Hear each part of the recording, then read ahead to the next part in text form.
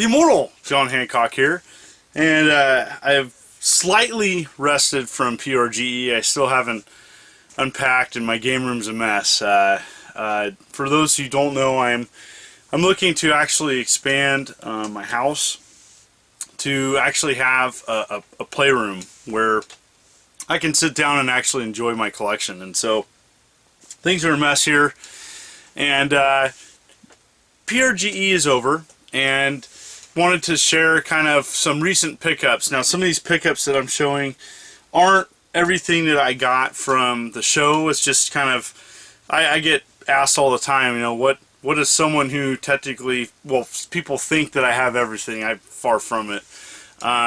What do you look for? What are you collecting? And so I'm here to showcase kind of the things that I picked up that were kind of interesting. And so first things first, there was a couple books. There was another book, The Art of Atari, that I didn't pick up, unfortunately, at PRGE. But I got Chris Collier's Power Up book, and it's pretty awesome. How Japanese video games gave the world an extra life, and so it's pretty good. Picked that up. I was in the PRGE museum with Chris Collier, and yeah, so picked up his book. Support him.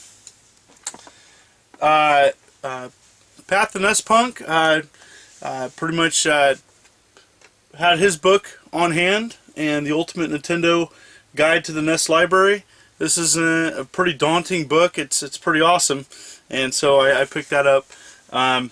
Actually did a trade with another vendor who bought it from Pat, and so thank you so much. So there were some interesting things at the show, and again, I got some of the stuff at the show and some of the stuff I got before the show. And so I was given this, and this is going to be an upcoming Kickstarter, and it's a prototype, and essentially what it is it's a reverse controller, and it's called the Goofy Foot, and the Goofy Foot is going to be a Kickstarter I think November 11th, and so just wanted to showcase that.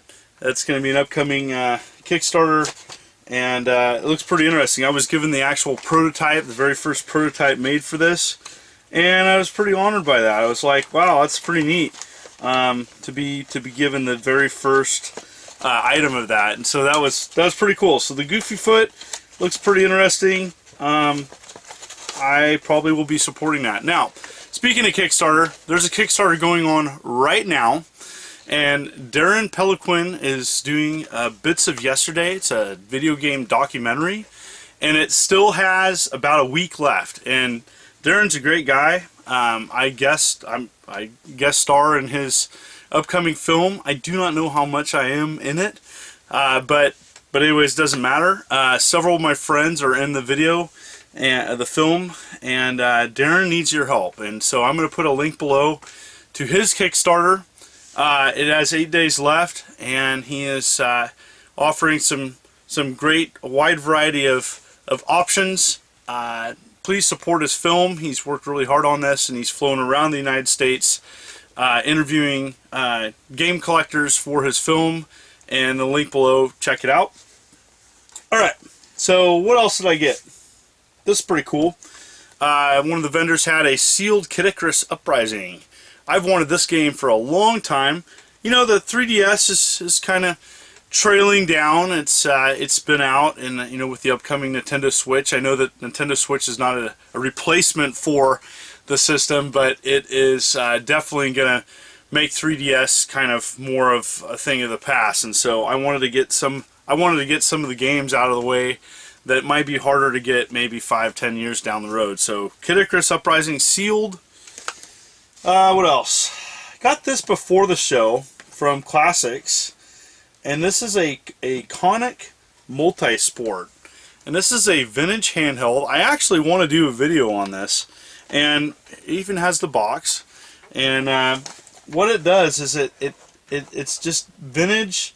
A vintage handheld that plays different sports by putting these overlays on it. And these different overlays, there's soccer, there's ice hockey, and there's basketball. Dun dun dun. And I'm sure it's terrible to today's standards, but I think it's be good that there's not many people that knew what was handheld gaming before Game Boy, and there was a vibrant community of games for people to play. It just looked a lot different. What else? Looking around here. All right. Some of you are going to make fun of me. That's okay. My friends make fun of me. I'm a huge Ouya fan. Mostly like it for its emulation, but I was able to score an extra Ouya controller. I got to get the sticker residue from it, but anyways, nice to have those. Big fan of the Ouya. So what else we got here? All right.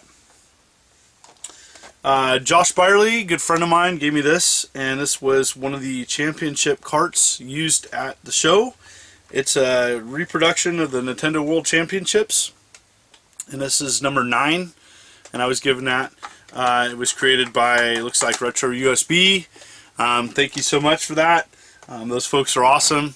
If you haven't checked out their site, do it. Random find, let's see. I got a Commodore 64 cartridge Juice. And this plays a little bit like Hubert. This is a pretty hard to get Commodore 64 cartridge. I like that oddball stuff. Love collecting cartridges. Another one. This is Atlantis for the Commodore VIC-20.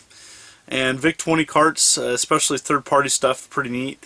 This is a little bit more common. Anyways, it just looks cool. I love the rainbow on it. Here's an interesting find, and I got all these random classic items from Classics and Oddities. This is an Intellivision cart, and I posted this on our recent forums. It's definitely unidentified, and so this it's a baseball cartridge, so it's identified, but it has a weird gold label on the front of it. I don't know if it's anything. I don't know if this was leftover parts, but for whatever reason, it's random. So just want to say thank you for that. And all right, next up. All right, I got a Neo Geo MBS pirate cart. The Next Glory Super Sidekicks 3. Well, I don't know if it's a pirate cart, but that doesn't look legit. But it's 15 bucks. This was at the PRGE. Just on a random table, and a vendor was selling it. Was up front saying, I don't know if it's legit or not, but it's 15 bucks. So $15 for an MVS cart. Yeah, sign me up. Love collecting this stuff. So that's pretty neat.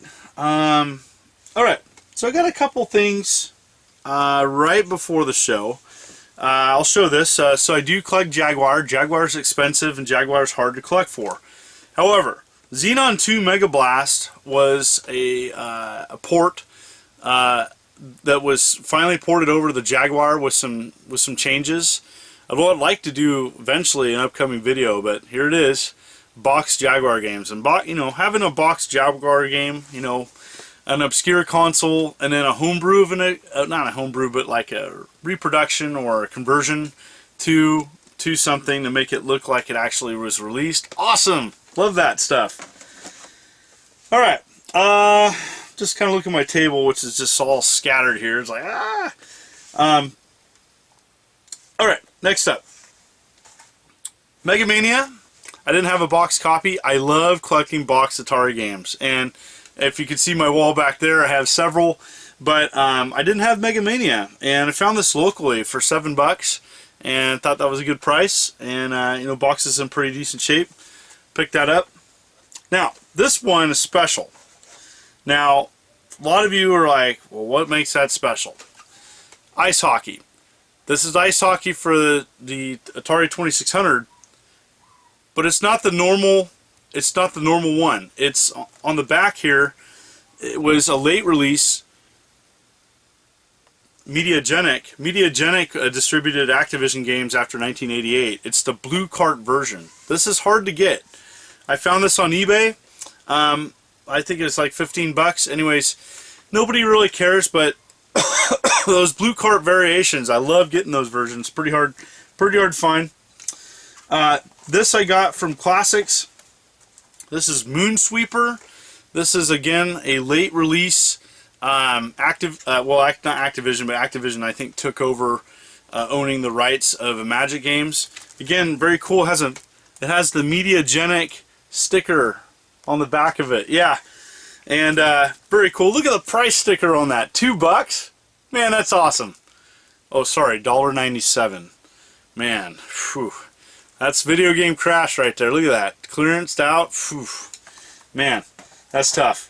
Anyways, here's what a blue cart looks like. I'd like to do a series on showing all the blue cart variations for 2600. I have them all loose, but getting them boxed is a little bit harder. I just haven't had the extra funds. Alright, looking around here. Alright. This one was really special. This was purchased from a friend of mine, Charles. So I've wanted this particular special item for, I don't know, well over 10 years. I wanted to get this cartridge, and I wasn't able to get it. I'm a huge Bally Astrocade fan. Bally Computer. It's called different things, and they made Wardtrake made a multi-cart in the early 2000s. He only made 43 of them, and he numbered them. Now there's other multi-carts out there, but this is really interesting. I did show the price sticker on it, but anyways, the Bally Astrocade multi-cart, and there was only 43 of these, and they were numbered. Mine is number 17. This is my good friend Charles. This is his copy that he's had in his collection for a long time, and I finally got to receive it. I'm super excited having this. I've wanted this for a long time. It has the dip switch, comes with all the instructions and everything. Really happy to get this. This is probably, for me personally, the weird thing that I got at the show that I'm really happy about. I've wanted one of these things a long time. So this particular one, because it was numbered, it was at Classic Gaming Expo a long time ago. Anyways, very excited about that. Alright. Josh Hamlin. And Josh Hamlin's a vendor, this place for gaming. He also runs a Facebook group, which I'm going to put a link below, which is a great place to talk about games. Sometimes I do contests and prizes. Anyways, I'm going to put a link below. Josh Hamlin runs a Facebook group, and he's a vendor. He's also been vending for a while. He knows I was missing Mega Man X3, and this by far is probably one of the cooler things I got. He contacted me right before the show started saying, hey, I have this. Are you interested? And he cut me a crazy awesome friend deal. So there it is. Mega Man X3. This is probably the best thing that I was happy to get, minus the Astrocade multi-card at the show. I'm down to, I think, less than 6 games for my Super Nintendo collection now. One of them is Aero Fighters, and gosh, it's so expensive. And so one of these days I'm going to pick it up, but that's the expensive one that I still need. I'm not counting the Donkey Kong competition cart or Star Fox Super Weekend Challenge. And so there you have it. That's essentially most of what I've picked up before the show, and I'm still recovering now. It's been some crazy awesome stuff. Anyways, there'll be some links below for some random things. Anyways, I want to also let my fans know that next week I will announce the winner of the Game Panic 2 on a previous video that I did. For people that are interested, everything that I had for sale at PRGE is still for sale, and I still have product of it. So I still have copies. I still have copies of Game Panic 2. You know, it didn't sell too great, and that's okay. There is going to be only one run and done for me, and so that is there it is. And here's the Sega CD version.